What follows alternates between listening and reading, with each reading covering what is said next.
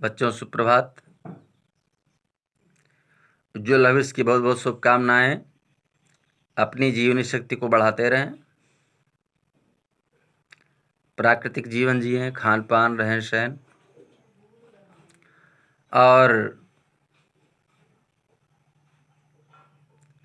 ये जो बिना परीक्षा के प्रमोशन कर दिया जा रहा है, इससे बहुत खुश न हो। सामान्य स्थिति बनाए रहें।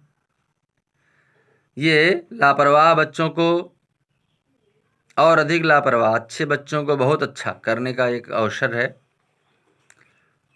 क्योंकि इन अंक पत्रों का एकेडमिक मेरिट का कोई मूल्य नहीं रह जाएगा। बस रिटेन रिटेन रिटेन।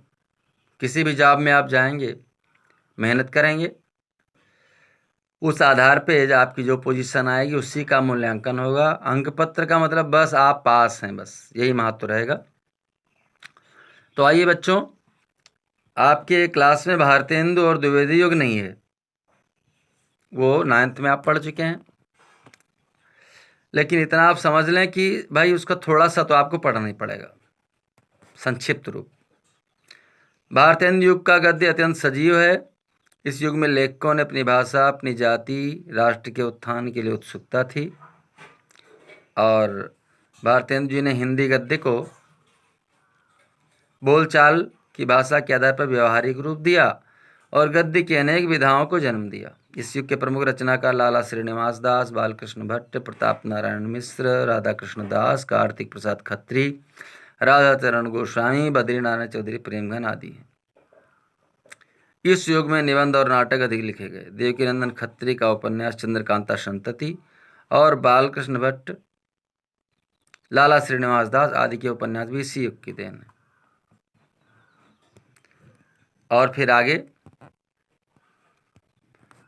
बताया गया, इस समय भारतीय जनता की मुक्ति चेतना का नया रूप साम्राज्य विरोधी स्वर लिए हुए थे। मतलब साम्राज्य कौन सा? अंग्रेजों का जो साम्राज्यवाद फैला था, तो जनता चाह रही थी कि हम अपने हिसाब से जिएंगे, अपने कानून नियम हम खुद बनाएंगे। तो इसलिए लोगों में साम्राज्यवाद विरोधी स्वर था, और इसी स्वर की प्रखर अभिव्यक्ति युग की पत्रिकाओं में भी दिखाई देती। मतलब साहित्य के रूप में जो पत्रिकाएं हैं, तो वही स्वर इन पत्रिकाओं में देखने को मिलता है। भारतेंदु जी की पत्रिका कौन सी? कवि वचन सुधा, हरिश्चंद्र मैगजीन, हरिश्चंद्र चंद्रिका, पंडित बालकृष्ण भट्ट का हिंदी प्रदीप, प्रताप नारायण मिश्र का ब्राह्मण, प्रेमचंद का आनंद कादम्बिनी, ये उल्लेखनीय पत्रिकाएं हैं। अब आगे बताया गया है द्विवेदी युग के विषय में शॉर्ट में।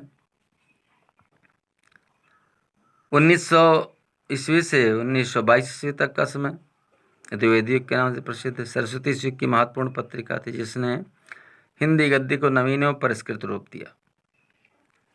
आचार्य महावीर प्रसाद द्विवेदी इसके यशस्वी संपादक थे। 1903 ईस्वी में इन्होंने रेलवे की नौकरी छोड़ करके साहित्य जगत में पदार्पण किया, और सरस्वती पत्रिका के माध्यम से इन्होंने क्या किया? स्वच्छ रूप, हिंदी गद्य का स्वच्छ परिष्कृत रूप प्रतिष्ठित किया। रचनाएं प्रकाशित होने के लिए आती थी तो इनकी शर्त होती थी कि हम भाई परिष्कृत करके, इसमें बदलाव करके शुद्ध हिंदी छापेंगे। जो कहते था कि नहीं परिवर्तन मत करिए, तो कहते ले जाओ अपनी रचना, इसमें नहीं छपेगी।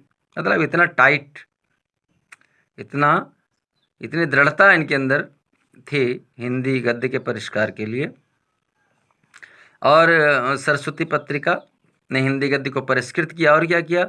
शब्द के, भाषा के शब्द भंडार में वृद्धि की। शब्द भंडार का